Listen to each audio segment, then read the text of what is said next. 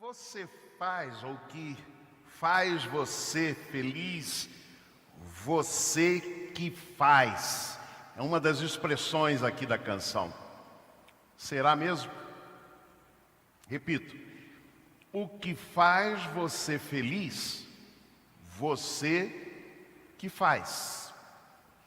E aí diz em outra parte, você provoca os próprios sentimentos. Será mesmo? Será que esta felicidade procurada, esperada, ansiada por todos nós, será que ela é simplesmente isso, uma questão de vontade? Eu quero ser feliz e pronto, independente de circunstâncias, e eu tenho esta força, como eu tenho dito algumas vezes aqui, aquela síndrome de Riemann, né? Eu tenho a força, eu posso ser feliz. Será que é assim mesmo? O Salmo 1, ele aponta o caminho para a felicidade, para o prazer e para a prosperidade, para o sucesso na vida. Ele começa exatamente com esta expressão, bem-aventurado. E a palavra bem-aventurado significa, é bem traduzida no hebraico do Antigo Testamento, como felicidades de. Assim, o Salmo começaria dizendo, felicidades do homem ou da pessoa que. Seria esta a ideia. Mas esse é o tema deste Salmo. E eu quero pensar com vocês durante algum tempo sobre alguns aspectos presentes aí e que trazem estes desejos, estes anseios na nossa alma. Felicidade, prazer e sucesso na vida. Veja em primeiro lugar que esse texto nos ensina que a felicidade é o resultado de ações negativas. Interessante isto. A cultura popular, ela diz que a felicidade não vem da restrição de desejos, de vontades, pelo contrário, exatamente na liberação. A restrição, normalmente, na cultura popular, ela não traz alegria, não traz felicidade, pelo contrário. Traz tristeza, traumas. Esta é a ideia, a cultura popular. Observem então o que diz o texto: feliz o homem ou a pessoa que não anda segundo o conselho dos ímpios. Não anda, nem se detém no caminho dos pecadores. Não se detém no caminho dos pecadores, nem se assenta na roda dos escarnecedores. São três aspectos ou três ações negativas, como o resultado será a felicidade. Então é bem interessante esse aspecto. O primeiro aspecto negativo é não andar no conselho dos ímpios. O Salmo nos ensina, não siga maus conselhos, não siga maus exemplos. Depois diz, não se deter no caminho, ou seja, na conduta de pecadores. Ou seja, você pode até errar, mas não permaneça no pecado. E o terceiro negativo, a terceira negativa, é não se assente na roda dos escarnecedores. Isso me faz lembrar uma expressão muito comum que diz o seguinte: semeie um ato e você colhe um hábito. Semeie um hábito e você colhe um caráter. Semeie um caráter e você colhe um destino. Portanto, o texto quando diz não ouça o conselho dos ímpios, não se detenha no caminho dos pecadores, nem se assente na roda dos escarnecedores, são três aspectos envolvendo exatamente buscar o bom caminho. E isso implica em deixar o mau caminho. Ímpios, pecadores e escarnecedores estão todos relacionados com a vida de Deus ou a vida com Deus. Então esse é o primeiro aspecto da felicidade. O segundo é que o prazer em viver é o resultado de uma escolha. Observe o texto. Antes tem o seu prazer na lei do Senhor e na sua lei medita dia e noite. Dia e noite. Cobre toda a vida, todo o dia.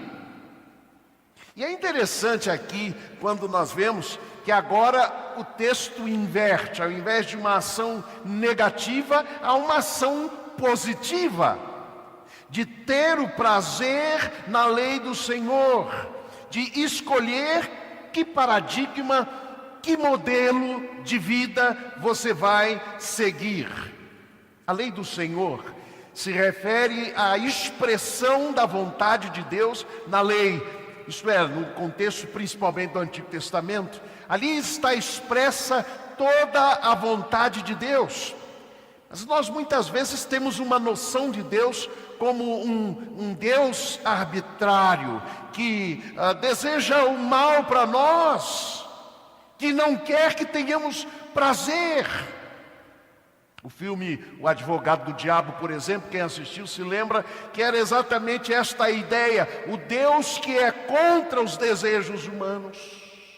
Mas observem que a lei do Senhor e a vontade do Senhor é o caminho indicado por Deus, ou o caminho que Deus escolheu para dar ao objeto do seu amor, ao ser humano, a todos nós, a felicidade, o prazer e a prosperidade.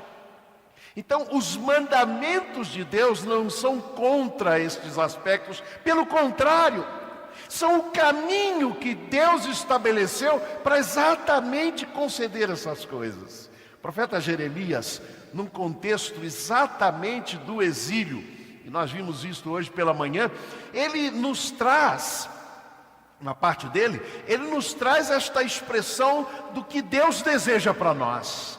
Eu é que sei que pensamentos tenho acerca de vós, que propósitos tenho para vós. Propósito de shalom, de paz, de prosperidade, de alegria, de satisfação, de suficiência e não de mal, para vos dar o futuro que desejais. Esse texto, portanto, mostra que o prazer de Deus está exatamente em que vivamos uma vida feliz, uma vida com prazer e uma vida próspera e com sucesso. Terceiro aspecto que esse texto me chama a atenção é que a prosperidade na vida é o resultado do enraizamento na graça de Deus. Pois será como a árvore plantada junto às correntes de águas, a qual dá o seu fruto na estação própria, e cuja folha não cai, e tudo quanto fizer prosperará. Aqui o ser humano que vai receber e experimentar de Deus felicidade, prosperidade e prazer, ele é comparado como uma árvore plantada, isto é, com suas raízes colocadas à margem dos rios, das correntes, das águas correntes, como algumas traduções dizem. Isto é, plantada, enraizada ou arraigada naquele lugar de águas correntes. A ideia da raiz, ela nos remete a um eixo de uma planta vascular que serve para fixá-la num substrato, isto é, numa essência, numa natureza íntima, além de absorver e conduzir água. Esta é a ideia da raiz. Portanto, uma planta enraizada às margens das correntes de água, ela sorve aquela água necessária para uma vida, digamos assim, próspera e feliz e realizada. A ideia também da raiz está ligada àquilo que provoca, ou ocasiona ou determina uma atitude, um acontecimento, a existência de algo. É a fonte e a origem. Então a pergunta que se faz é esta: onde você está enraizado? Onde estão suas raízes? E aqui é importante lembrarmos o contexto de Israel, porque era um contexto de desertos, como ainda hoje. 60% do território de Israel é feito de desertos. Isso é muito importante, porque em certos lugares do deserto há ali fontes de água. E especialmente na época das chuvas, correm certos rios onde não havia água, onde não havia nada. E é importante lembrar que ali onde correm estas correntes de águas, mesmo no deserto, aquela planta, aquela árvore está plantada junto às correntes de águas. A grande pergunta é que suas raízes, ou as raízes de onde você recebe constantemente água para ter vida, se ela está junto às correntes de águas, ou se ela está nos desertos. Se ela está em Deus, ou se ela está na sequidão e na dor. Como é que você tem vivido a sua vida? Há uma expressão no Salmo 137 muito interessante. E é uma canção dos exilados, aquele povo que tinha sido levado para o exílio na Babilônia. E ele diz assim: às margens dos rios da Babilônia nos assentávamos para chorar, porque ali estavam com suas raízes no exílio, embora às margens dos rios da Babilônia. Então só o que podiam absorver e receber era a dor, era o sofrimento, era a angústia, era o deserto, mas não em Deus. É importante perceber o sentido da prosperidade aqui. Prosperidade, diz o texto, tudo quanto fizer prosperará. Que prosperidade é esta, ou quais são os aspectos presentes nela? Primeiro é que no devido lugar ou no devido tempo dá o seu fruto.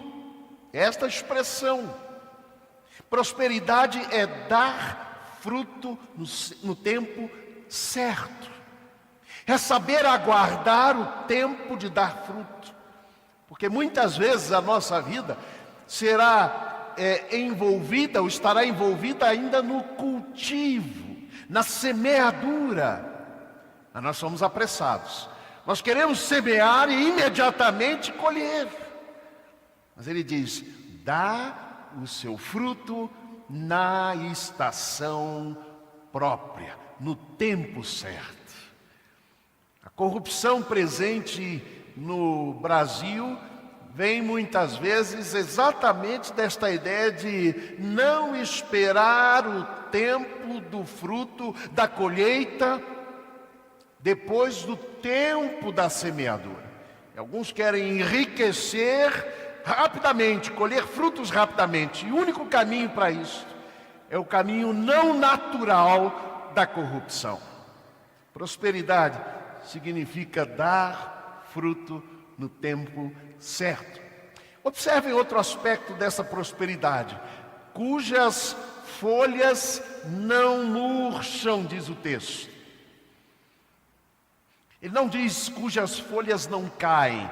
Algumas traduções eu verifiquei e elas trazem a ideia da folha não cair. Não é isso que o texto está dizendo. Ele está dizendo que as folhas não murcham porque está enraizado ali na fonte da água da vida. E é por isso que enquanto as folhas estão lá no galho, elas não murcham, porque tem a água da vida. Mas observem, Há estações em que as folhas vão cair para dar lugar depois a novas. Isso demonstra que a prosperidade não significa sucesso o tempo todo, mas no devido tempo. E muitas vezes, envolto nesse sucesso e nessa prosperidade, estão folhas que caem. E a gente precisa ter esta percepção. A ideia de uma árvore com folhas sempre vislumbrantes e bonitas não é a ideia do texto, mas é exatamente uma árvore que renova a sua vida a partir da raiz que está plantada junto às correntes de águas. Tudo quanto faz será bem sucedido, diz o texto. Tudo quanto fizer prosperará. Parece então, aqui pelo texto, que a ideia seria: nunca fracassará, nunca terá reveses na sua vida. Mas não é isso. Diz: no tempo certo prosperará.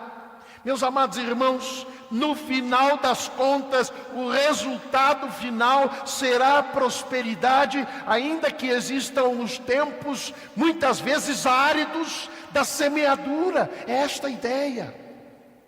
Nós precisamos aprender a esperar com paciência o final da história, o tempo em que chega a prosperidade no devido tempo. O importante é cultivar, é semear com perseverança os valores que aqui estão presentes nesse texto. Em último lugar, eu aprendo com esse texto que o caminho para a felicidade, o prazer e a prosperidade é caminhar com Deus, é andar com Deus, pois o Salmo termina exatamente dizendo isto. Pois o Senhor conhece o caminho dos justos. Importante lembrar que a expressão justo está ligado a exatamente o cultivo destas qualidades aqui mencionadas, de enraizar-se em Deus, de esperar o tempo com paciência, o tempo do fruto e da prosperidade e outros que aqui mencionamos. Mas é importante perceber isso. O Senhor conhece o caminho dos justos. A palavra conhecer, no contexto do Antigo Testamento principalmente, ela está ligada à relação mais íntima entre um homem e mulher. Por isso a expressão bíblica muitas vezes vai ser esta: conheceu fulano de tal a sua esposa. Conheceu. Não é o conhecimento meramente superficial de ser apresentado, é um conhecimento profundo. E a Bíblia diz que Deus nos conhece profundamente. Aqueles que caminham com Deus, Ele os conhece profundamente. Interessante, a história bíblica conta a história de Enoque. E a Bíblia diz assim de Enoque: e andou Enoque com Deus, e não se viu mais, porquanto Deus o tomou para si. Vejam como é narrada a história da morte de um homem próspero. Deus o tomou para si. É assim que se afirma a história dele.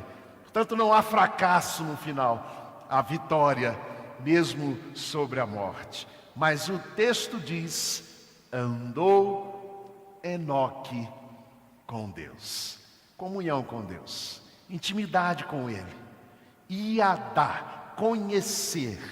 Deus nos conhece assim, e assim devemos conhecer a Deus no mais íntimo do nosso ser. Eis a história de Noé, um segundo personagem bíblico. Diz assim: Noé era homem justo e perfeito em suas gerações. Ponto. Noé andava com Deus. Noé andava com Deus. A grande pergunta não é se Deus está com você. E às vezes eu ouço pessoas dizerem isso: afirmando: Deus sempre está comigo. Mas essa não é a pergunta.